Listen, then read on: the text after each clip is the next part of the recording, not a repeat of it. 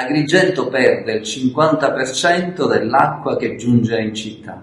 Si disperde sulla rete idrica Colabrodo, che da tanti anni attende di essere ripristinata con una funzionalizzazione che eviti un costo drammatico per gli agrigentini, perché l'acqua che si perde va nelle bollette degli agrigentini, con un grave, non solo aggravio di costo, ma un grave danno anche al territorio, perché le perdite provocano smottamenti in varie aree della città e non sono rari i casi di acqua che si disperde nelle trombe degli ascensori in basso, con le problematicità che questo determina.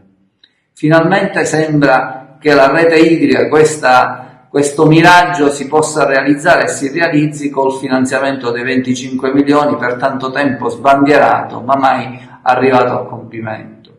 Qual era la proposta che l'amministrazione ha fatto? Era la proposta di rimodulare il progetto, espungere la quota che era di parte privata e in questo modo realizzare uno stralcio significativo che partisse sulla parte di rete maggiormente ammalorata.